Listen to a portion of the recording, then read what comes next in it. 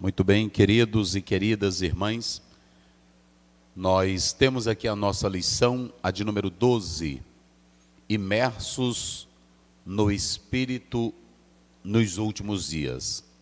O aspecto escatológico, a mensagem do rio, o guia celestial, os novos frutos, a implicação pneumatológica, as águas, o Espírito Santo imerso nas águas e no Espírito. Terceiro, o contexto geológico do vale do Mar Morto, as abundâncias de árvores, o Mar Morto, vida ao Mar Morto. Aqui nós temos a passagem bíblica que estaremos explorando e aqui nós temos a parte do livro, os pontos principais que ao longo da nossa exposição bíblica do capítulo 47, 1 a 12, nós já estaremos explorando. Convide aí o amigo, liga para ele, liga para ela, diz, vamos ouvir a palavra, que hoje é uma mensagem de Deus muito importante para todos nós. Vamos lá, a leitura de Gênesis, de Ezequiel 47, 1 a 12. Depois disso, me fez voltar à entrada da casa, e eis que saíam umas águas de debaixo do umbral da casa, para o oriente, porque a face da casa olhava para o oriente. E as águas vinham de baixo, desde a banda direita da casa, da banda do sul do altar. E ele me tirou pelo caminho da porta do norte, e me fez dar uma volta pelo caminho de fora, até a porta exterior, pelo caminho que olha para o oriente. E eis que corriam umas águas desde a banda direita. Saiu aquele homem para o oriente, tendo na mão um cordel de medir, e mediu 1000 côvados, e me fez passar pelas águas, águas que me davam pelos tornozelos. E mediu mais 1000, e me fez passar pelas águas, águas que me davam pelos joelhos. E mediu mais 1000, e me fez passar pelas águas, águas que me davam pelos lombos. E mediu mais 1000, e era um ribeiro, que eu não podia atravessar, porque as águas eram profundas, águas que me deviam passar a nado, ribeiro pelo qual não se podia passar. E me disse, viste, filho do homem? Então me levou e me tornou a trazer à margem do ribeiro. E tornando eu, eis que à margem do ribeiro havia uma grande abundância de árvores, de uma e de outra banda. Então me disse, estas águas saem para a região oriental, e descem à campina, e entram no mar, e sendo levadas ao mar, sararão as águas. E será que toda criatura vivente que vier por onde quer que entrarem esses 2 ribeiros viverá. E haverá muitíssimo peixe, porque lá chegarão essas águas e sararão, e viverá tudo por onde quer que entrar este ribeiro. Será também que os pescadores estarão junto dele, desde En-Gedi, ou En-Gedi, até em Eglaim. Haverá lugar para estender as redes. O peixe, segundo a sua espécie, será como o peixe do mar grande, em multidão excessiva, mas os seus charcos e os seus lamaceiros não sararão, serão deixados para sal. Junto do ribeiro, à sua margem, de uma e de outra banda, subirá toda sorte de árvore que dá fruto para se comer. Não cairá a sua folha, nem perecerá o seu fruto. Nos seus meses produzirá novos frutos, porque as suas águas saem do santuário, e o seu fruto servirá de alimento, e a sua folha de remédio. Muito bem, essa mensagem ela é muito importante e nós vamos falar sobre isso aqui. Ezequiel capítulo 47, verso 1 a 12. É muito importante que vocês entendam que nós falamos na nossa última aula, do capítulo 40 até o 48, que nós vamos ter um novo tempo, nós vamos ter uma nova era, um novo momento para a humanidade. Só que agora, esse novo tempo e essa nova era, ela é resultado da conversão e do arrependimento de pessoas que se voltam para Deus. E falamos que Deus vai fazer do seu templo o seu santuário. E é a partir desse templo que eu quero que você entenda que aqui está tratando de um aspecto escatológico. É a partir desse templo que vai sair, e o que Ezequiel vê, um novo tempo começando, uma nova era. Ou seja, Ezequiel no capítulo 47, a partir do capítulo 40 a 48, você tem uma unidade literária que ela está vaticinando, ela está mostrando, ela está evidenciando que um novo tempo, uma nova história começa com Deus. E tudo que começa com Deus tem paz, tem prosperidade, tem avanço, tem crescimento. Não é isso? É por isso que é muito importante. Você deve levar em consideração que aqui é o templo milenial, que aqui é um novo tempo descrito pela escatologia bíblica de prosperidade e de paz em Cristo Jesus. Só que esse novo tempo, ele começa com Deus e com Cristo reinando. Então, quando você pega, por exemplo, Ezequiel, capítulo 47, e for ler ele todo, esse capítulo ele é dividido em duas partes. Do versículos 1 até o versículo 12, que está aí, coloca bem aqui, pastor, fica melhor para eles entenderem aí. Coloca aí na tela, do 47, primeiro a 12, aí você vai colocar aí, as águas que saem do templo. Vamos lá, as águas que saem do templo, e do versículo 13, não é isso? A 23, aí você tem a segunda parte, que fala sobre os limites da terra, não é isso? Muito bem. Os limites da terra, 13 a 23. Isso é para ficar bem didático, para não ter problema. Vamos lá.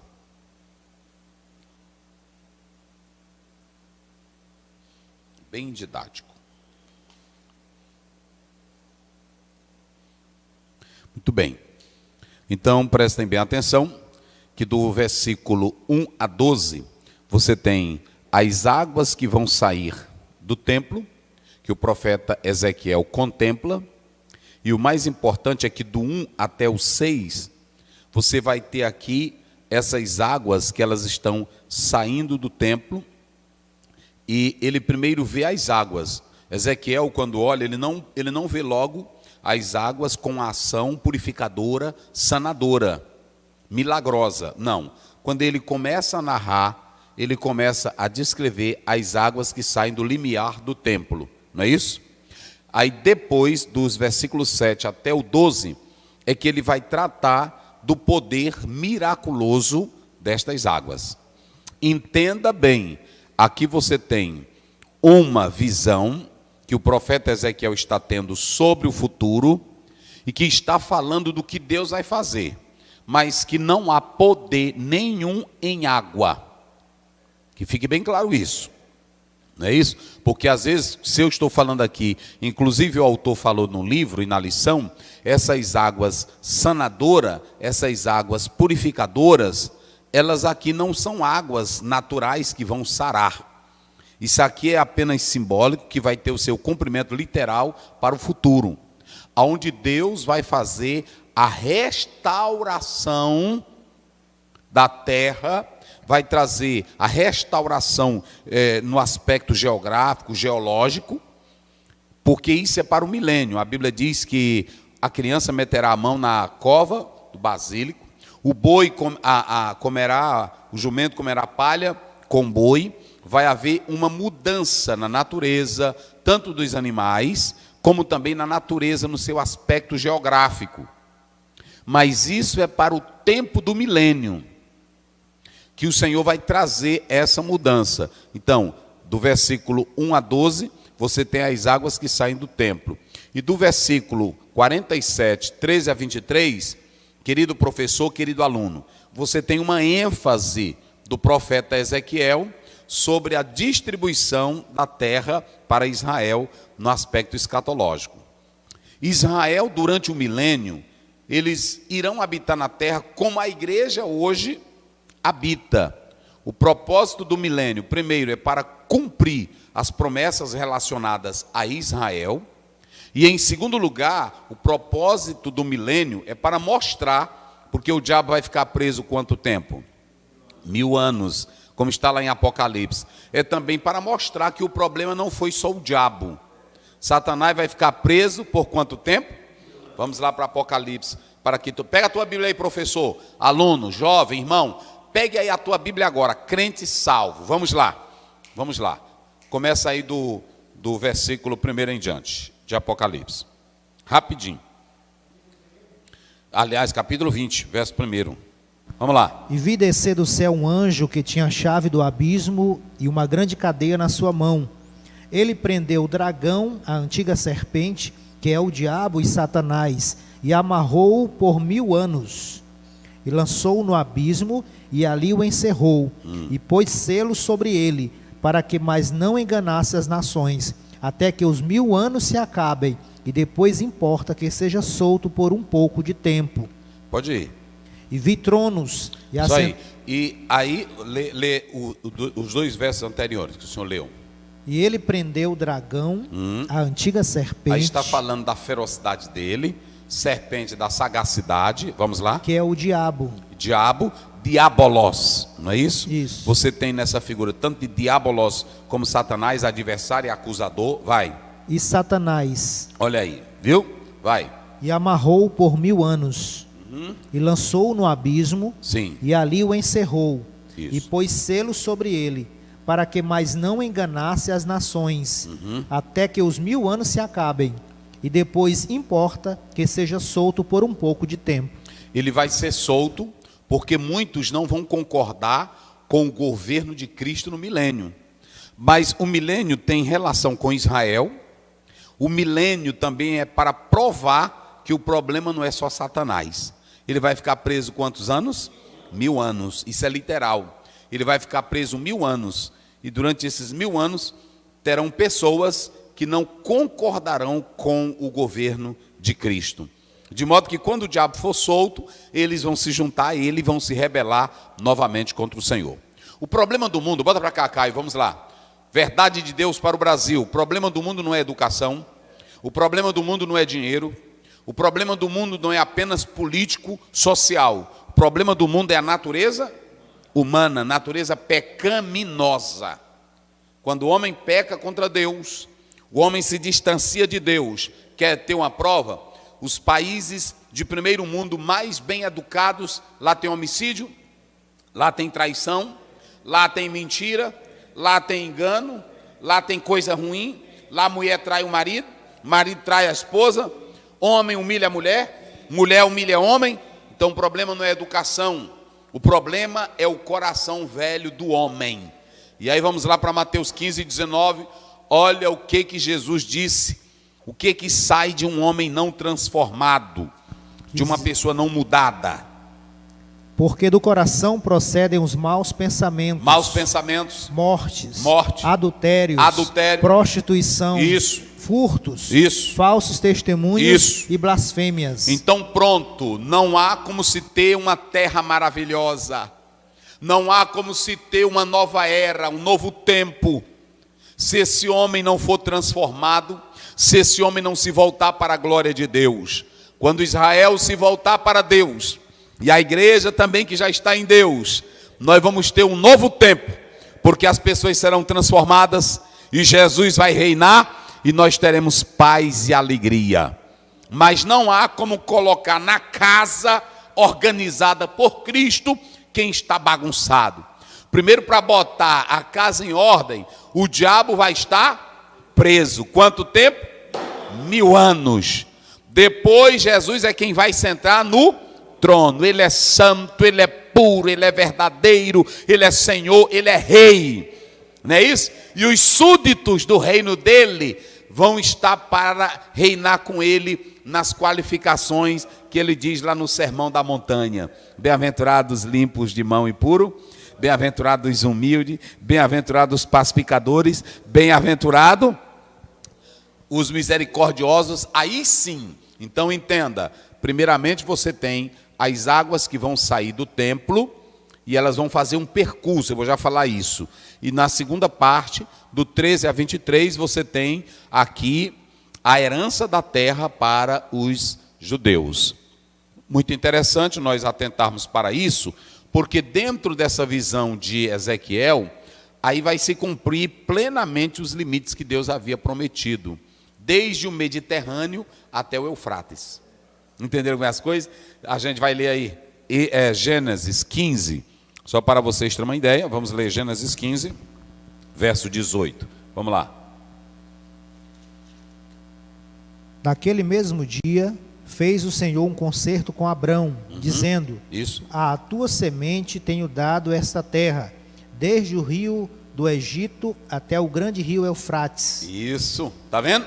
Então, Ezequiel está mostrando que Deus tem promessas relacionadas com quem? Com Israel, e que agora, depois de transformados, olhem para cá, deixa eu dizer uma coisa para você, querido professor, está afirmando direito, Caio?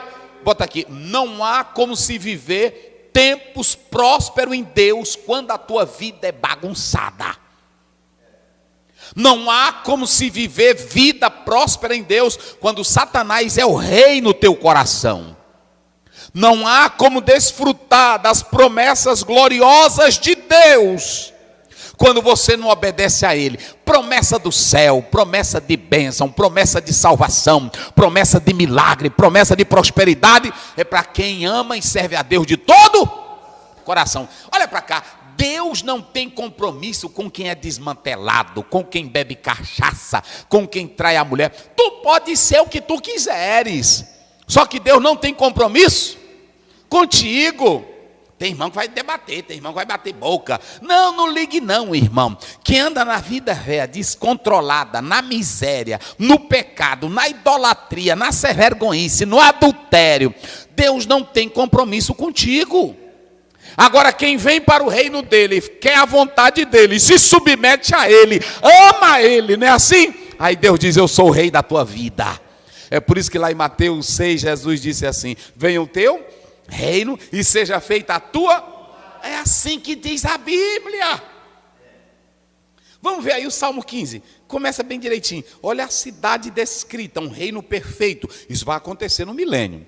Vamos lá. Eita coisa boa, vai lá. Como é que diz aí? 15 primeiro, vamos lá. O Senhor, quem habitará no teu tabernáculo? Quem é que vai morar lá? Quem morará no teu santo monte? Eita! Aquele que anda em sinceridade e pratica a justiça. Lá vai, sinceridade. Justiça. Isso. E fala verazmente segundo o seu coração. Não é falso, o coração é perfeito. Aquele que não difama com a sua língua. Olha. Nem faz mal ao seu próximo. Nem aceita nenhuma afronta contra o seu próximo. Sim. Aquele a cujos olhos o réprobo é desprezado. Isso. Mas honra os que temem ao Senhor. Isso. Aquele que mesmo que jure com dano seu, não muda. Aquele que não empresta o seu dinheiro com usura, nem recebe subornos contra o inocente. Quem faz isto nunca será abalado. Está vendo? Esses aí são os cidadãos da nova terra que o Senhor vai. É por isso que vai prestar. Vocês estão entendendo? Então é muito interessante. Vamos lá para 1 Coríntios 6, verso 9. Começa com 10. Olha para cá. Aqui eu tenho um vizinho de todo jeito. Tenho? Eu posso estar aqui morando, às vezes eu posso até morar dentro de um condomínio, mas aquele meu vizinho que mora lá, ele pode ser o quê? Ele pode ser um ladrão. Eu posso morar nos melhores bairros, mas lá dentro do bairro tem traficante, tem um chefe de gangue. Eu posso morar num bairro bonito, numa casa bonita, mas bem do lado pode ter um grande bandido, sim ou não? Agora lá no céu tu não vai ter esses vizinhos. Lá no céu não entra, porque lá só vai entrar quem acredita na nova cidade. É quem se arrependeu do pecado e se volta para Deus. Olha quem não vai entrar lá. Quem não... Olha para cá. Bota aqui, cara. Filma bem aqui na minha cara. Eu vou te dizer, esses vizinhos você não terá lá no céu. Lá no céu tu não vai ter. Olha aí os vizinhos que tu não vai ter no céu. Diz. 1 Coríntios 6, 9. Isso. Não sabeis que os injustos não hão de herdar o reino de Deus? Primeiro, quem é que não vai? Os injustos. Vai lá, vamos enumerar bem direitinho. Os injustos, vai. Não erreis, nem os devassos. Para aí, injusto. Devasso. Idólatras. adúteros, adúltero, efeminados, efeminado, sodomitas, sodomita, ladrões, ladrão, avarentos, avarento, bêbados, bêbado, maldizentes, maldizente, roubadores, roubadores. não herdarão o reino de Deus. O céu vai ser bom, a nova era. É porque na nova era o Senhor vai passar um pente fino. Está vendo aí? Está vendo? Lá não entra. Aqui passa. Passa ou não passa? Aqui às vezes nós estamos dentro de uma sala, tem gente na faculdade, mas tem um ladrãozinho do nosso lado. Tem ou não tem? Às vezes tem a pessoa, mas tem um efeminadozinho do nosso lado. Tem ou não tem? Às vezes eu tenho um vizinho e esse vizinho é um roubador. Não é aí que está dizendo? É um devasso. Aí eu não é. Agora lá não. Se tu queres morar, olha para cá, olha para cá. Tem irmão, meu Deus, como é que o mundo vai melhorar? O mundo não vai melhorar. Agora, se tu queres ir morar numa cidade, num território, onde vai ter paz, onde vai ter alegria, onde vai ser tudo sarado, a geografia é outra, a geologia é outra. E quem senta no trono é Jesus Cristo. E lá é só vizinho bom. Eita glória, só vizinho bom. Eu quero até dizer, tu está filmando direito? Os crentinhos velho desmantelado, devasso, tá aí ou não tá? Aí ele não está dizendo, é o devasso, é o mentiroso. Quem é mais? Os injustos. Efeminados, sodomitas, sodomita, ladrões, ladrão, avarentos, adúltero, bêbado, maldizentes, roubadores, injusto. Tu não vai lá, filho. Vou logo te dizendo, o céu é teu, pastor Zé? Não, mas quem está dizendo é a Bíblia. Não é? Porque tem irmão que diz, quem é você? Você tem carta de autorização para deixar eu entrar ou não entrar? Eu não tenho não, mas a Bíblia está dizendo quem vai morar lá. Se tu é sem vergonha, se tu é mentiroso, se tu é língua grande, se tu é falso, se tu é adúltero, se tu é avarento, lá tu não entra. Não é assim que está dizendo? Então, em primeiro lugar, você tem que entender que Ezequiel, ele vai falar nesses versículos 9, 1 a 12, do capítulo 47, as águas que vão sair do templo. Ele só começa descrevendo ela, vou já falar, isso aqui é lindo. Em segundo lugar, ele vai falar dos limites da terra que Deus vai dar para Israel, que agora serão aumentados. Aquilo que eles não conquistaram com Josué, aquilo que não conquistaram com juízes, aquilo que não conquistaram na monarquia, Deus que é Deus de promessa, Ele vai cumprir. Ele vai dar esse Eretz, ele vai dar essa terra. Não é assim? Então é muito interessante você atentar para essa. A segunda parte, quando você atenta, aí sim, essa primeira parte aqui, pastor Aziel, e o que é essas águas? É aqui que o Ezequiel quer mostrar para nós, que hoje a terra, ela é seca, a terra é deserta, a terra... Irmãos, eu vou dizer algo para vocês, é lindo esse aqui, eu vou já explicar. Eu vou explicar esse texto de três maneiras, mas eu vou começar. A primeira parte, a segunda parte, Ezequiel diz que Deus vai dar a terra. Inclusive a Palestina, vocês sabiam que a Palestina, ela é deserta, ela é desértica, ela é seca, quase não se tem arvoredo, sabe por quê? Porque Deus disse assim, quando vocês chegarem numa cidade, a árvore que não presta, vocês cortam. Mas aquelas que prestam, deixem elas, porque elas vão dar frutos para vocês se alimentarem. Só que Israel não cumpriu cabalmente com isso. Eles também cortaram. De maneira que hoje, a própria geografia de Israel, nesse território de Israel, é seco, é árido e é muita coisa sem vida. Tem as riquezas minerais, não tem? Mas é seco. Só que quando Cristo sentar no trono, Ele vai fazer essa mudança, de maneira que aqui o mais importante é entender que Ezequiel está dizendo que essas águas que vão sair do templo, elas serão saradoras, e como elas serão saradoras, por onde elas passarem vão dar o quê? Vida. Vamos lá, vida, fertilidade, prosperidade. Quais são as coisas que essas águas purificadoras darão? Vida, fertilidade, prosperidade. Não há como negar, quem vive a palavra de Deus tem uma vida próspera. Tem ou não tem? Então Ezequiel, ele está dizendo, esse tempo seco, esse tempo desértico, esse tempo marcado pela pobreza, pela contaminação, vai chegar um período em que Deus vai transformar tudo e vai trazer vida. É coisa linda. Então, percebam que, vamos lá, do verso primeiro, só para a gente prosseguir aqui com o texto, vamos lá. Depois disso, me fez voltar à entrada da casa, e eis que saíam umas águas de debaixo do umbral da casa, para o oriente, porque a face da casa olhava para o oriente, e as águas vinham de baixo, desde a banda direita da casa, da banda do sul do altar. Em primeiro lugar, Ezequiel, ele está notando aí pelo texto, e ele contempla, ele vai analisando uma água que vai emergindo debaixo do templo, não é isso? Debaixo do templo. E essa água, ela passa a correr para o leste. O mais interessante vocês analisarem aí. E ela deixa o templo, e ela vai abaixo da parte oriental. Se vocês analisarem, fala isso.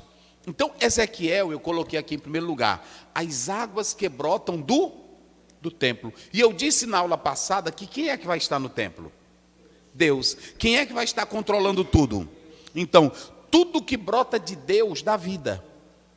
É a primeira coisa que eu quero mostrar. Ezequiel, ele passa, se vocês analisarem, esse profeta, ele está na parte externa, no átrio externo, que nós chamaríamos de vestíbulo. Ele está nessa parte. Aí ele vê da soleira do templo, saindo do templo, essa água, ou as águas que brotam desse templo. Em primeiro lugar, entenda bem uma coisa, se vocês pegarem a Mesopotâmia, o Egito e também o mito ugarítico, eles tinham uma ideia que os templos naquela época eram feitos em cima de fontes primevas, ou fontes primeiras. E isso se tem registro histórico. Então, ali era como se o templo ele fosse um aspecto mitológico.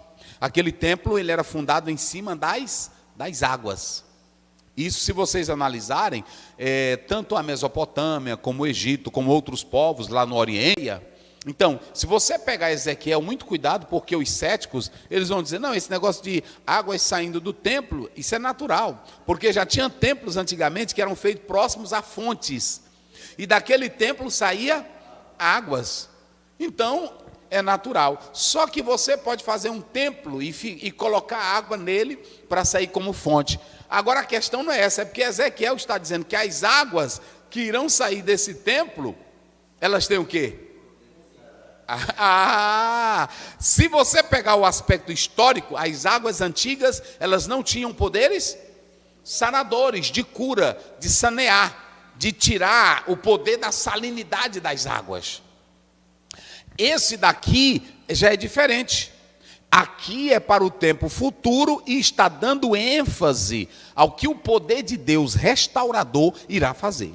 Deu para entender? Então, em primeiro lugar, dispensemos, temos que descartar essa história de pegar os templos antigos e seguir esse aspecto mitológico. Primeira coisa, vamos dispensar isso.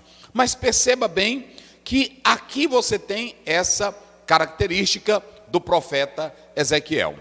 O texto, ele prossegue dizendo o seguinte, ele começa vendo simplesmente aquilo que nós poderíamos denominar de filete. Ele começa apenas vendo um fiozinho de água, ele começa vendo, não é assim? Ele começa, vê aí o versículo que se segue, vamos lá. E ele me tirou pelo caminho da porta do norte, e me fez dar uma volta pelo caminho de fora, até a porta exterior, pelo caminho que olha para o oriente. Isso. E eis que corriam umas águas desde a banda direita. Então ele percebe as águas que começam a correr, saindo do templo, não é isso? Mas um homem, que aí vocês podem observar, que alguns falam de um ser angelical, ele pega um cordel e ele vai medir. Ele vai medir quantos côvados? Vamos lá? Ele vai fazer 3 medidas. Não é isso? Isso. 3 medidas de 1000 côvados, não é isso? Alguns autores falam dessa medida, eles dizem o seguinte, eles começam primeiramente pelo artelho, né? É isso? Artelho, não é isso? Depois, né, no joelho, né? Aí, ombro, não é isso? Lombos. É ombro, é? Também tem, que é também até... É ombros, vamos colocar ombros. Vamos lá. Nós temos aqui... Isso. Profundidade, vamos colocar assim. não é isso?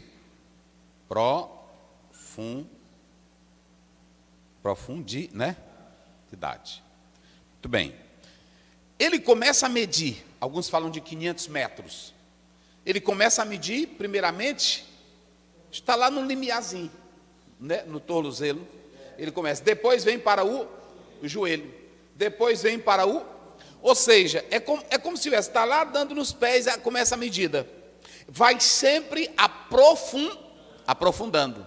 Até chegar nos ombros, vai passando da cintura, e não se tem mais como caminhar, e aí ele entra no mar da profundidade. Há um autor, é aqui que eu quero começar com vocês, há um autor que pega esse texto, não está na Bíblia, e a Bíblia não me orienta, mas tem pregador que é como Orígenes, tem pregador que ele é como Orígenes. Orígenes gostava muito desse método, da alegoria, não é isso? A alegoria, ela só pode ser usada quando o próprio texto está alegorizando, não é isso? Agora, você não pode alegorizar o texto buscando uma espiritualidade fora dele, que é muito perigoso. Eu, particularmente, eu não gosto de pregar assim, mas tem gente que gosta. Eu posso fazer a aplicação depois que eu explicar o texto, interpretar o texto, não é isso? Qual é a primeira coisa? Pastor Zé, como é que eu faço para pregar e não errar? Em primeiro lugar, ore a Deus. Em segundo lugar, leia o texto. 2, 3, 4, 5 vezes. Não é assim? Em segundo lugar, procure saber o gênero do texto. Isso aqui é uma poesia. Isso aqui é uma narrativa. Isso aqui é uma parábola. Você tem que saber a natureza do texto, o gênero do texto. Aí depois você vai fazer a interpretação do texto. Você também pode fazer a paráfrase do texto, ou seja, você escrever você mesmo, com aquilo que você já leu, para ver se entendeu. Por fim, você vai fazer a aplicação do texto. Porque eu vou pegar isso de um grande teólogo, eu não vou citar o nome dele aqui, é um teólogo americano, eu não vou citar aqui para não criar problema. Mas ele diz assim, as águas que saem, olha o que ele diz, as águas que saem do templo representam o Evangelho de Cristo. Os frutos, vocês estão vendo lá que o texto não fala? Os frutos que as árvores produzem, as árvores somos nós, e os frutos que as árvores produzem, quem são os frutos? Os dons do Espírito Santo. Essas águas é as que começaram lá em Jerusalém. Começou de uma cidade e a fonte se espalhou para o mundo todo. É uma explicação linda. É claro que essa explicação, ela não fere o texto de Ezequiel 47. Pode falar. É porque a paráfrase tem que estar dentro do texto, ela não pode sair também, né? Ela tem um limite. Mesmo você narrando o texto com suas palavras, ela tem que estar dentro do texto. Ela tem que estar dentro, você não pode forçar, porque alguém, quando for ler o texto seco na íntegra, ele vai ver que aquilo não está lá. Não é assim? Então, eu tenho que ter todo cuidado para isso. Então, ele pega esse texto e explica isso dessa forma. É bonito. Agora, eu particularmente prefiro pegar o texto e dizer, aqui nós estamos diante de uma promessa futura, que Deus prometeu para Israel, e que vai se cumprir. E qual é a minha ênfase? Dizer que o nosso Deus é fiel, Ele não falha, e que Ele cumpre o que Ele promete. Então, eu não quero forçar o texto. Pregador, pastor, falando sobre... que essas águas é o Espírito Santo. Isso. Aí que você pode entrar de acordo com a sua vontade, com a sua busca, né? No caso, aí ele até diz, né? Pregando, ele diz, olha, tem muita gente que está tá só no joelho, precisa entrar mais no... Mas pastor Wagner, esse teólogo, ele diz, já ia me esquecendo isso, ele diz o seguinte, ele diz, se você quer o mistério de Deus, não comece pela parte mais profunda, comece pela parte mais rasa. Nisso ele não está errado. Porque quem quiser fazer, eu me lembro que quando eu estudava no Ceará, eu fazia filosofia, e tinha uma jovem que ela sabia muito filosofia. E ela, até os professores ficavam encabulados com ela. Quando terminou uma aula, eu cheguei para ela e disse assim: como é que você sabe tanto assim? Ela disse: não, pastor, eu faço o seguinte, eu começo com as obras pequenas.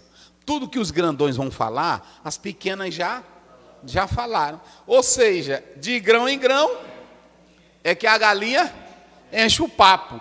Aí não comece com coisas profundas. Ora, se tu não sabe nem as elementares, não é assim? Então eu tenho que começar pelo alicerce, depois pelos tijolos, não é assim? Aí depois eu vou... Tem irmão que quer entender a casa começando do reboco. Não, eu tenho que começar por aquilo que é limiar. Observem aqui, olha, eu coloquei aqui, ó. Se vocês analisarem, vai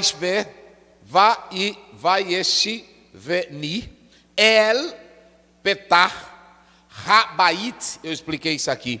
Observem bem, olha como é que ele diz aí o texto. Olha o texto aí, vai lá.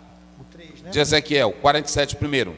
O primeiro, depois disso... Olha aí, sim, depois disso. Me fez voltar à entrada da casa, e eis que saíam umas águas de debaixo do umbral da casa, para o oriente. Ó, preste bem atenção. Ele começa dizendo, e me fez retornar. Tá aqui, ó. Veieste venir. Me fez retornar. El petó. Aqui, el. A gente sabe que esse sufixo ele é aplicado para Deus. E se vocês atentarem para esse petó, quer dizer é a entrada da porta. No inglês, lá está dó. Então, se vocês analisarem, é na entrada da porta, no limiar do templo. No limiar do templo, olha aqui, ó, Rabaite, no limiar do templo, eis aqui, ó, Ierine, eis Maim, as águas.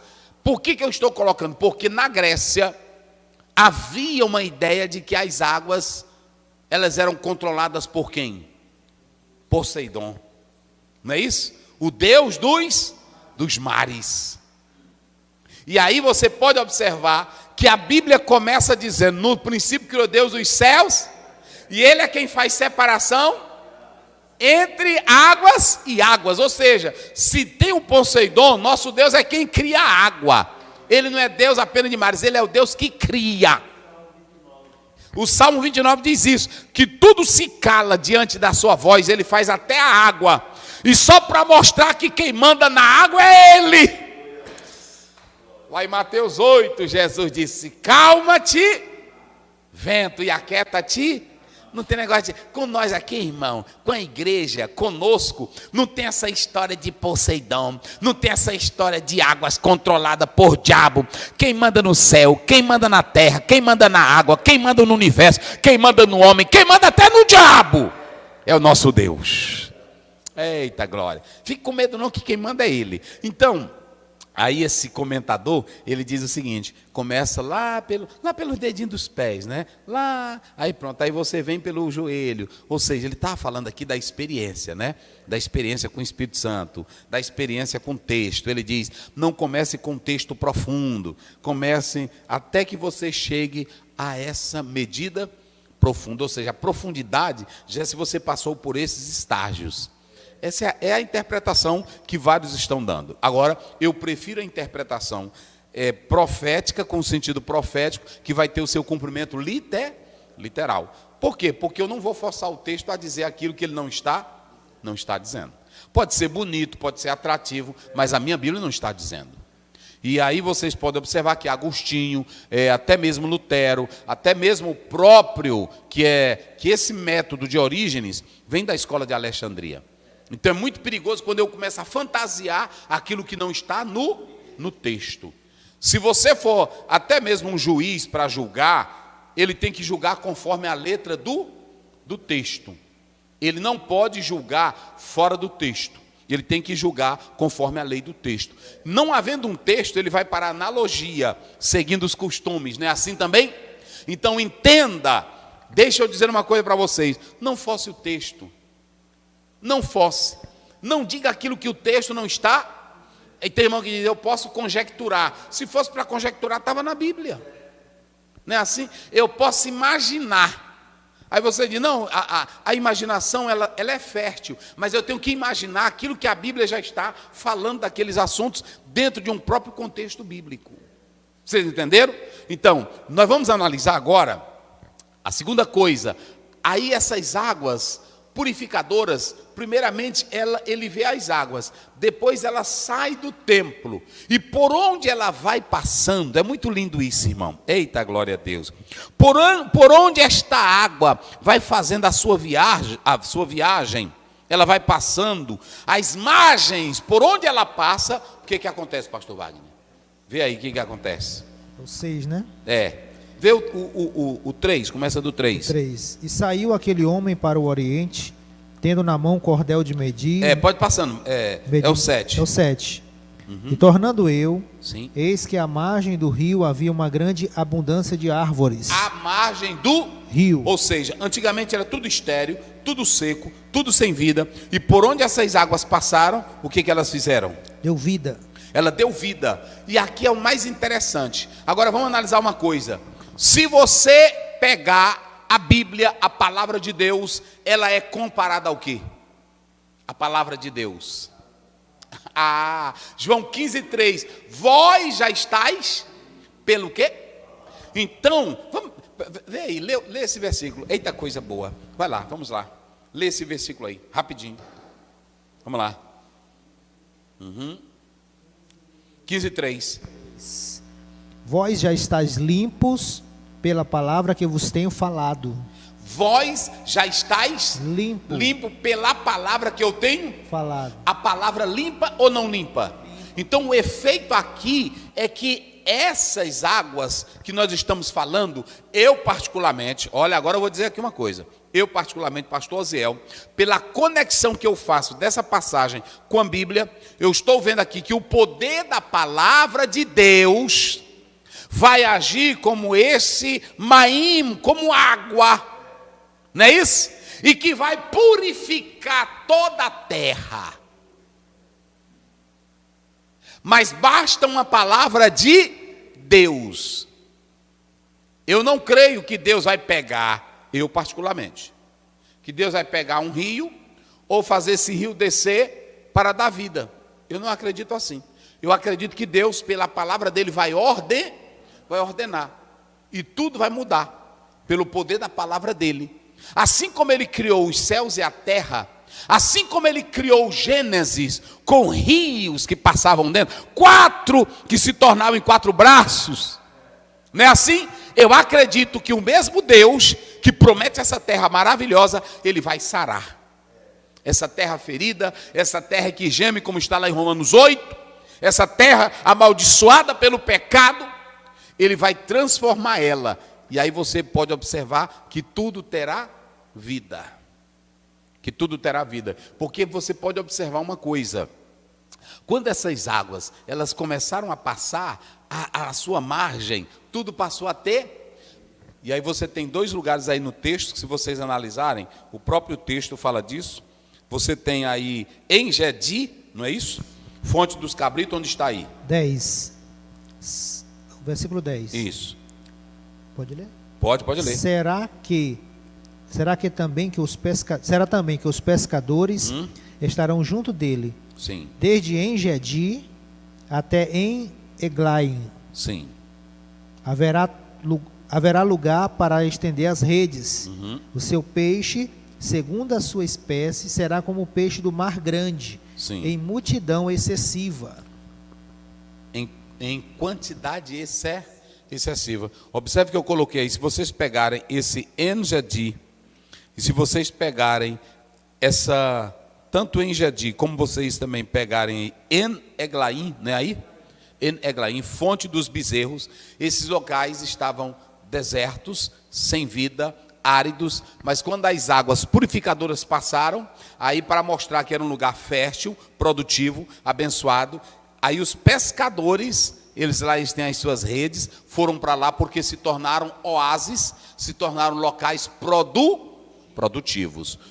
Isso por causa do mar. O que eu quero dizer aqui é o seguinte: se vocês analisarem locais prósperos, férteis, produtivos, é para quem tem a palavra de Deus na vida. Olhem para cá, deixa eu dizer uma coisa. Se vocês analisarem a própria passagem, você tem um ciclo constante que se repete. Vão dar os seus frutos, as árvores serão frondosas e elas darão os seus frutos. Ou seja, Crente que tem palavra de Deus na vida nunca murcha. Oh, meus irmãos, eu tenho falado aqui, e tem uma coisa que a gente fala: vamos ter uma manhã pentecostal, vamos ter uma manhã de renovo. É sinal de que nós não estamos vivendo a palavra, porque quem vive a palavra nunca é seco. Quem vive a palavra nunca é estéril. Tu está filmando direito, Caio? Bota aqui. Quem vive a palavra não é seco. Quem vive a palavra não é estéril. Quem vive a palavra não é improdutivo. Quem vive a palavra não é morto. Quem vive a palavra não é frio. Quem vive a palavra tem vida, e vida com abundância. É o chatulo, é bem plantado. E tem mais, tem irmão que diz: olha, você pode ter fraqueza, você pode ter falha, mas você está sem vida? Negativo. Vamos lá para 15, verso 1 e o verso 2 de João. Só para vocês terem uma ideia, sobre estar junto a ribeiros de águas. Vai lá. Eu sou a videira verdadeira. Sim. E meu pai é o lavrador. Toda vara em mim que não dá fruto, atira. E limpa toda aquela que dá fruto, para que dê mais fruto. Para aí, pastor Wagner. É impossível estar em Cristo e não dar fruto. Ele diz: aquela que está ligada em mim, que diz que está em mim e não dá fruto, é para fazer o que com ela? Tirar. Por que Jesus não disse assim: essa que não dá fruto, vamos dar um jeitinho nela, vamos adubar ela, vamos cuidar dela? É porque quem está em Cristo tem que dar fruto. Vocês entenderam agora? Então, se tu dizes que está em Cristo, e que negócio é esse teu que tu diz que precisa ser reavivado? Se tu dizes que está em Cristo, então que negócio é esse teu que tu diz que está frio? Porque luta e abatimento todos nós temos, mas perca do sentimento da glória de Cristo e da salvação, jamais. Não é isso? Se vós estiverdes em mim, e as minhas palavras estiverdes em vós, pedireis tudo o que quiseres. E Jesus está dizendo aí, que aquela que não der fruto, que diz que está ligada, o que ele diz que é para fazer? Agora lê. Mas... e limpa toda aquela que dá fruto, para que dê mais fruto. Limpa toda aquela que dá o que, pastor? Para que dê o que? Ou seja, se está dando fruto, ele só quer que tenha mais cuidado, tirar as ervas daninhas, limpar. Não é limpar a pessoa, que ela já está limpa, é limpar o ambiente, o local, ter cuidado. Aí talvez você pode me dizer assim: pastor Aziel, mas que negócio é esse? Me veja bem aí, se é 1 Pedro, se não for o 1:23, é 2 Pedro. Rapidinho, vê aí 1:23. Vamos ver se eu estou certo, vamos ver se eu estou errado. Vamos lá. Sendo de novo gerados, não de semente corruptível, isso, mas da incorruptível, pela palavra de Deus, viva e que permanece para sempre. Essa palavra gerado, o que é gerado? Criado, nasceu de novo. Se eu nasci de novo, se eu fui gerado pela palavra, como é possível eu estar triste, eu estar acabado, eu estar precisando de avivamento?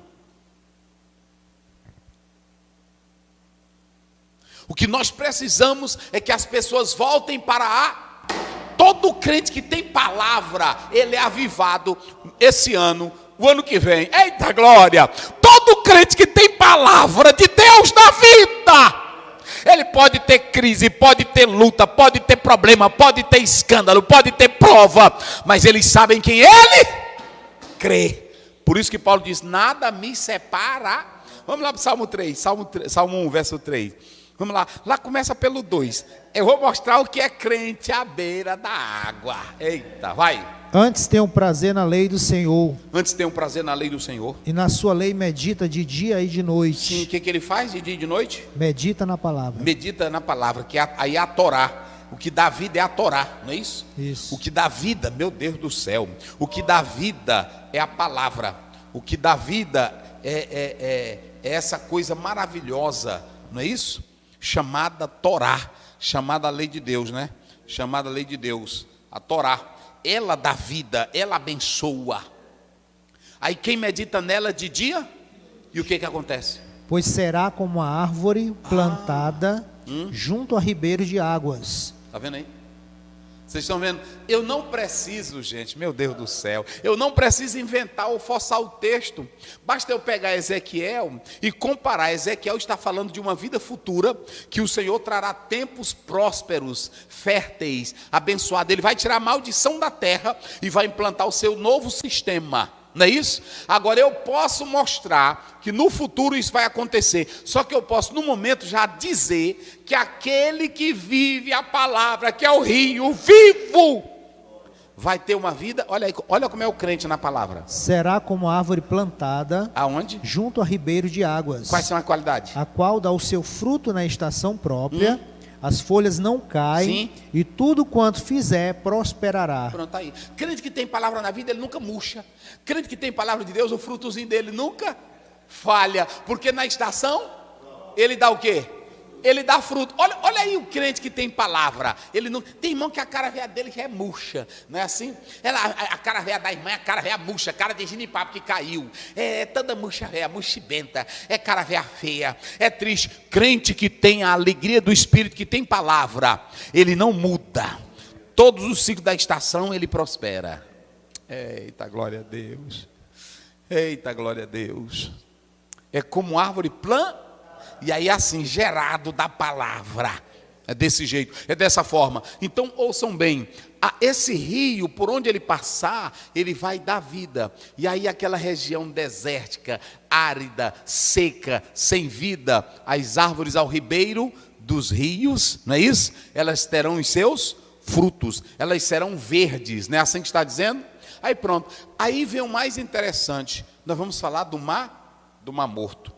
Eu até coloquei aí, a Bíblia ela fala muita coisa importante. Observem bem uma coisa muito importante, eu coloco aqui. É conhecido como Mar Morto, grandes lagos salgados, situado no sul da Palestina, deságua no rio, no qual deságua o rio Jordão. Dizem que quando o rio Jordão leva as águas, os peixes que saem de lá do Jordão, eles vão vivos. Mas quando eles chegam lá, no Mar Morto, eles morrem, porque esses lagos que descem para o Mar Morto, que vem dos rios, lá não tem como a água desaguar, não é isso? E aí o que acontece? Como não tem como a água desaguar, é como se ele ficasse preso. E aí o que acontece é a evaporação. E esse poder que vocês podem observar, eu coloquei aqui para vocês terem uma ideia, é muito importante que esse poder aí de salinidade do Mar Morto, ele é muito forte, não é isso? É muito forte. Eu coloquei aí que ele chega a 26% a 35%, comparado com, por exemplo, ao Mediterrâneo, de 3,5%, não é? Então veja que esse poder, ele é muito forte. E nós podemos analisar que esse Mar Morto, ele está a 400 metros abaixo do nível do mar, ou seja, a parte mais baixa da terra, não é isso? E aí vocês podem observar que um certo autor, ele diz que as águas que vêm dessas fontes que vão para o Mar Morto, elas na verdade, elas conseguem levar diversos minerais, 7 milhões de toneladas por dia. Como não escoa, como não sai, evapora-se, então você tem um mar que não tem vida. E esse Mar Morto, onde o corpo boia, onde os peixes morrem, onde não tem vida, segundo o profeta Ezequiel, o Senhor Deus vai restaurar, e aí vai se tornar um mar como o mar Mediterrâneo, vai se tornar um mar saudável. O mar saudável. Aí aqui que eu quero mostrar para vocês, se alguém diz assim, pastor Zé, e como é que vai isso? Quando você vai para Êxodo 17, a partir do capítulo 16, a Bíblia deixa bem claro que o próprio Moisés pegou um pedacinho de madeira, jogou na água e elas se tornaram o quê? Saudáveis. Eliseu também fez isso? Ele fez também isso. Ou seja, Deus tem o poder de tornar as águas saudáveis. E no futuro, ele tem condições de mudar o planeta, o mundo? Sim ou não? É isso que eu quero dizer. A Bíblia, ela nos dá elementos suficientes para eu acreditar no poder restaurador que Deus vai fazer com com a natureza. Então eu não preciso estar forçando o texto aí além daquilo que ele está revelando. Então lá vai, ele vai sarar o mar morto, e essas águas, elas se tornarão saudáveis. Mas tem uma coisa que o texto diz, vamos lá. Diz que alguma parte não se tornará, os charcos. Olha aí o que diz, vai. Mas os seus charcos e os seus lamaceiros não sararão, serão deixadas para sal. Aí vem um questionamento que eu lendo aqui no livro do pastor Ezequiel Soares, ele diz assim, não, tem várias interpretações. Alguns dizem que esses charcos aí e esse lamaçal, eles vão servir como um tipo de riqueza, mas são concepções. Aí outros perguntam, então a bênção é geral ou é futura? Como é que isso acontece? Porque esses charcos aí, eles estão como se eles não fossem recuperados, sarados, não é isso? Eles não serão saudáveis, continuarão impuros. Mas nós podemos analisar que isso é uma forma que o autor está falando. Eu acredito que com a presença de Deus, tudo se tornará saudável completamente. Ok? Então, é aqui que eu quero mostrar para vocês que é importante que você atentar para isso. Pastor Aziel, e qual é a influência dessa passagem bíblica do 1 até o 12 do capítulo 47? Ela influenciou vários escritores da Bíblia. Eu coloquei isso aí, vários. Nós podemos analisar. Vamos começar aí com Joel 3,18, rapidinho. Depois João 4,14, João 7,38, 39 e Apocalipse 22, primeiro, e o verso 2. Vamos lá. 3,18. Isso. E há de ser que, naquele dia, os montes destilarão mosto, e dos outeiros manará leite, Sim. e todos os rios de Judá estarão cheios de águas, Aí. e sairá uma fonte da casa do Senhor, e regará o vale de Sitim. Meu Deus. Está vendo? Vocês podem observar que esses homens de Deus, eles também têm uma perspectiva baseada nessas passagens sobre o futuro. Agora nós vamos para João 4,14. Tem Ezequiel, tem Zacarias 13 primeiro, mas a gente lê depois. Vai. Mas aquele que beber da água que eu lhe der, nunca terá sede. Sim. Porque a água que eu lhe der, se fará nele uma fonte de água a jorrar para a vida eterna. Isso. Lê ainda em João. Lê em João 4,18. 14,18, aliás. 14,18. 14,18, né? 14,18. Vai. Não vos deixarão órfãos. Voltarei Isso. para vós. Sim. Isso. Ainda um pouco, e o mundo não me verá. 14,8, né? 14,8, né? É. 14,8. E disse-lhe a Filipe: Senhor, mostra-nos o Pai, o que nos basta. É 8. Agora lê o 7, 37 e 38. Depois Apocalipse 22 primeiro. Vamos lá. E no último dia, o grande dia da festa, Isso. Jesus pôs-se em pé e clamou, dizendo: Se alguém tem sede, que venha a mim e beba. Isso. Quem crê em mim, como diz a Escritura, rios de água viva correrão do seu ventre. Rios de águas Vivas. correrão dos seus Ventre. do seu ventre. Vai lá. Agora, por fim, vamos ler Apocalipse 22 primeiro.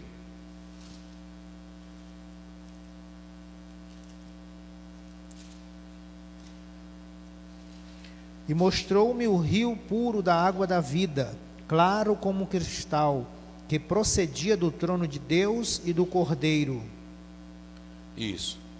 Então vocês observaram, nós temos várias passagens bíblicas aqui, olha aqui, que influenciaram outros escritores baseado no que Ezequiel falou, certo? E aí nós vamos analisar o seguinte: qual é o grande impasse aqui?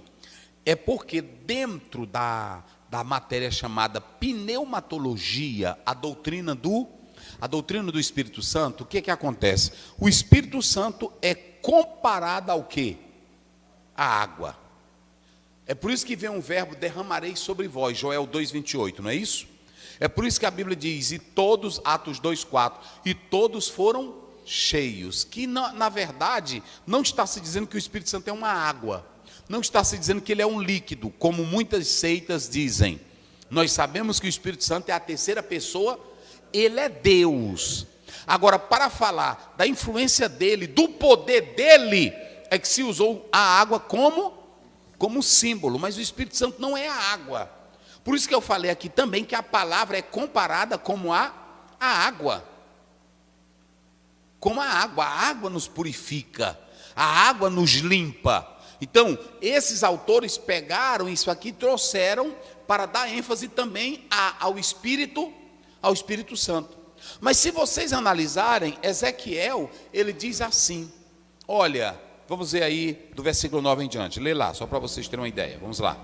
Será que toda criatura vivente que vier por onde quer que entrarem esses dois ribeiros viverá? Isso. E haverá muitíssimo peixe, porque lá chegarão essas águas e sararão, e viverá tudo por onde quer que entrar esse ribeiro. Isso. Sararão tudo, e as folhas e os frutos, pode ler aí. É o 12. É. E junto do ribeiro, à sua margem, de uma e de outra banda, subirá toda sorte de árvore que dá fruto para se comer. Sim. Não cairá a sua folha, nem perecerá o seu fruto. Nos seus meses produzirá novos frutos, porque as suas águas saem do santuário, e o seu fruto servirá de alimento, e a sua folha de remédio. Pronto, a sua folha de... Hoje nós sabemos que todo remédio é tirado de onde? É da natureza, não é isso? Então, ele está falando aqui que aqui é um tempo do milênio, porque Israel vai viver na terra como nós, a igreja, vivemos hoje. A igreja vai estar em um corpo glorificado, mas Israel estará no seu corpo natural, só que agora vivendo e crendo no Messias. Como Deus tem promessa de paz, e vai haver uma mudança na natureza, porque nós vamos voltar como lá para o princípio do Éden. Então a natureza será resgatada. Como ela será resgatada, vai ter esse efeito sarador. Mas para nós cristãos, nós não vamos precisar comer folha, porque nosso corpo já recebeu o peso de glória, como está em 1 Coríntios 15. Nós já fomos revestidos da imortalidade. Mas os judeus que estarão no milênio, eles vão se casar, vão ter filhos, não é isso? Eles vão ter filhos, vão ser humanos, seres humanos normais, só que agora vão morrer, vão envelhecer, entendeu? Mas há essa promessa de Deus. Agora, a ênfase aqui é falar simplesmente da palavra e do Espírito Santo agindo como água.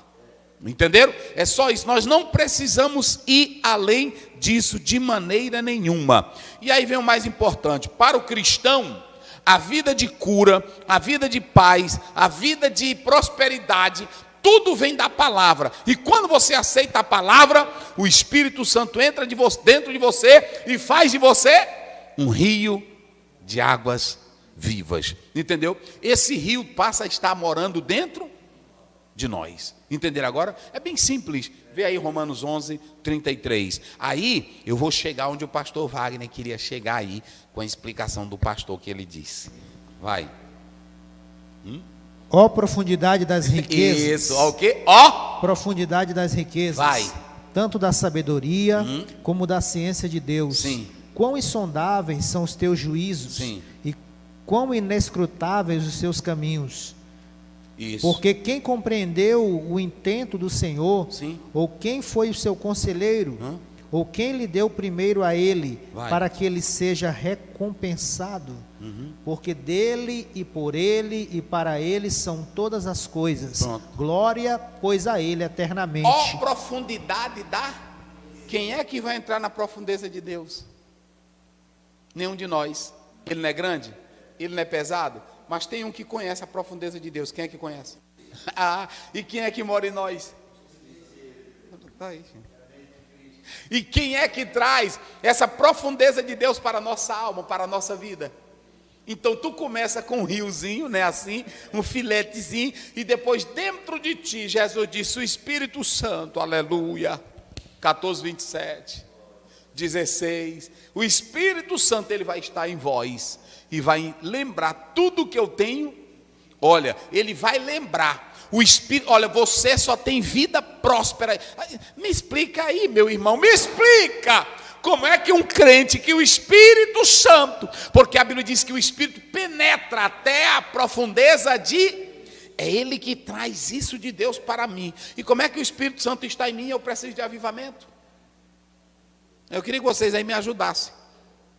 Se Jesus diz assim, olha, se vocês ficarem na minha palavra, quando Ele vier, o Consolador, Ele vos fará ler tudo o que eu disse. Não é assim? Só quem conhece as profundezas de Deus é o Espírito e é esse Espírito de Deus que nos leva à profundidade de Deus. Deixa eu dizer uma coisa, o Evangelho é mistério ou não é? Mas quem é que me traz a convicção do Evangelho? É o Espírito Santo. Olhem para cá, você não... Tu está filmando direito, Caio, olha para cá. Você pode fazer teologia, você pode ler a Bíblia o quanto você quiser, mas se Deus não abrir a tua mente e o Espírito Santo não vier para te convencer... Por isso que lá em João 16, 6, 8, ele diz, mas o Espírito é quem convence do pecado. Quem é que o convence? Quem é que chega para o homem, entra e diz, olha, é isso. Se fará dentro de ti o quê? Tu começa só com um filetezinho, de repente se torna esse, digam comigo, Nahal. Eita, se torna um rio que tu vai nadar nas profundezas. Não acaba mais nunca. Ó profundidade da riqueza. Só quem sabe isso aqui, irmão, é quem tem o Espírito Santo. Tem irmão que diz, fulano de tal é doutor em escatologia, nadinha. Fulano de tal é doutor, nadinha. Sabe quem conhece a profundeza de Deus é o Espírito Santo. Eu posso saber muito sobre Deus, pelos livros, pela ciência, pela análise. Agora, conhecer Ele é só se o Espírito me revelar. Eita, irmão, quando ele revela, aí é uma profundeza. Tem crente, irmão. Olha, pode ter o teólogo velho crítico, pode ter o que nega o texto bíblico, mas tem uma coisa que nunca vão arrancar de você. É a glória do poder do Espírito que está em nós, que nos leva à profundeza. Tem gente aí que tem tanta intimidade com Deus, que ele toda hora anda sorrindo, ele anda conversando, ele anda glorificando, porque ele tem um Espírito Santo de Deus na vida. Então pronto, tudo isso aqui eu já expliquei. Tudo. Aí vim para cá, as 4 interpretações, porque o pastor Ezequiel Soares, ele falou nesse texto. Se você analisar o Apocalipse, ele é explicado dessas 4 maneiras. Todos 3 aí bem forte. Espiritual, preterista, histórico e futurista. O espiritual é o seguinte, eles dizem que tudo que está na Bíblia, que está em Ezequiel, que está no Apocalipse, essa briga do bem e do mal, é para nos dar lições espirituais, não é que seja real.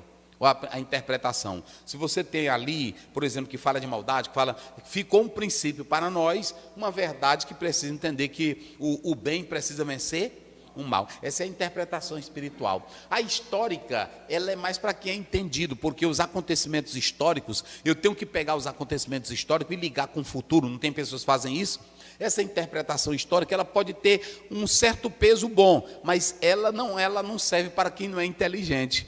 E aí a fé não depende disso. Vocês entenderam? A preterista é que eles dizem que tudo lá atrás já aconteceu, que a igreja já passou pela grande tribulação, que os acontecimentos que aconteceram lá do Império Romano já se cumpriram. Nós seguimos essa linha aqui. Há casos que já aconteceram, mas nós sabemos que Ezequiel 47 ainda irá. Nós somos da linha pronto, que vai ter o seu cumprimento literal, ok? Então, dentre essas 3, nós seguimos a futurista. É claro que nós sabemos que a Bíblia fala de eventos históricos, sim ou não? Mas eu tenho que às vezes também pegar acontecimentos históricos. É por isso que muitos erram na escatologia, que pegam um evento histórico que está acontecendo aí no momento e tenta ligar com o futuro. Não vai funcionar. Não vai funcionar. Aí nós podemos analisar que vem essas questões. Aqui do lado, eu já falei isso aqui, o templo. As 3 divisões do texto, as águas que saem do templo, você tem um aumento dela, elas são águas milagrosas. Eu já expliquei isso aqui, mas não é nessa água que o pregador bota aí no copo e bebe. Não tem nada a ver com isso. Você tem aqui uma antecipação pré-apoca, por isso que eu falei aqui das 4 linhas de interpretação, porque alguns seguem essa linha aqui, preterista, idealista, historicista e futurista. Já expliquei. Paralelismo entre Ezequiel e João. Pastor Aziel, qual é o paralelismo que o senhor vê entre Ezequiel e João? João, ele pegou aí essa passagem de Ezequiel e empregou no Novo Testamento, mas apenas para falar das bênçãos futuras que a igreja irá ter. Foi assim que ele falou. Como nós já citamos aí Apocalipse 22, verso 2. Nós lemos o 2, não lemos? Pronto. Então, você entende isso. Sobre o templo, alguns perguntam, será literal? Será apenas idealista, espiritualista? O templo será o quê? Esse templo será literal, nós já falamos que ele será literal, mas que ele não terá o mesmo efeito que tinha do templo de Salomão, de Herodes, não é isso?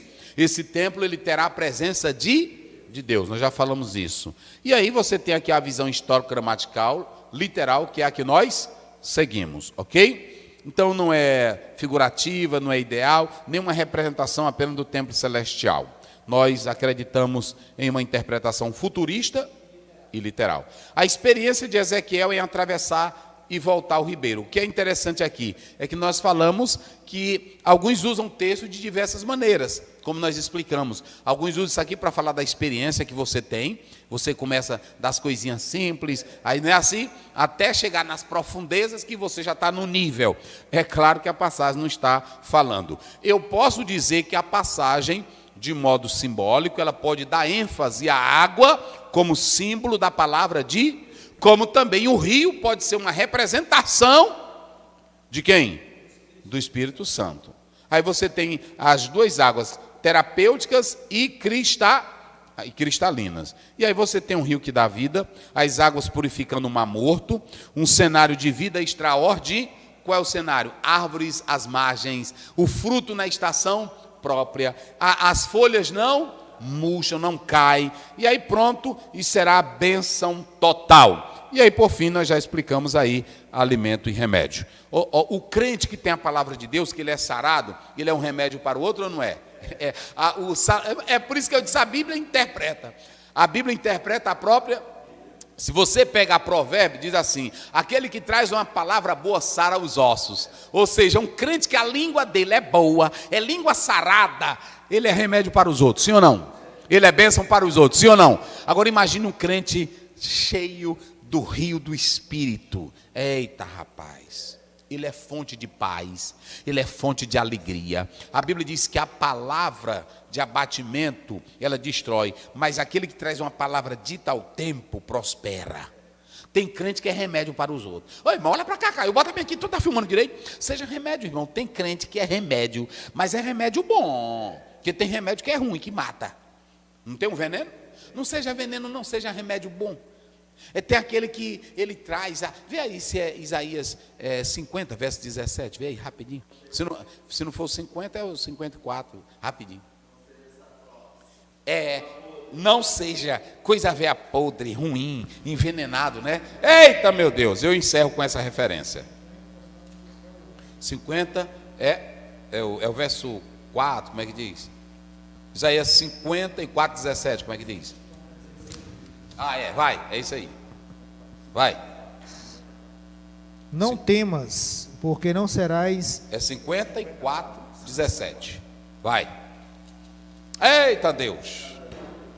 O Senhor Jeová me deu uma língua erudita. Para aí, o Senhor Jeová me deu uma língua erudita. Ó o crente remédio, vai. Para que eu saiba dizer a seu tempo uma boa palavra ao que está cansado. Para que eu saiba dizer ao seu tempo uma boa palavra ao que está o quê? Cansado. E o que mais? Ele desperta-me todas as manhãs, desperta-me o ouvido para que ouça como aqueles que aprendem. Pronto. Se tu é crente com boa palavra, tu sara ou não sara? Então tem crente remédio. Deus te abençoe. Pastor Luiz orando.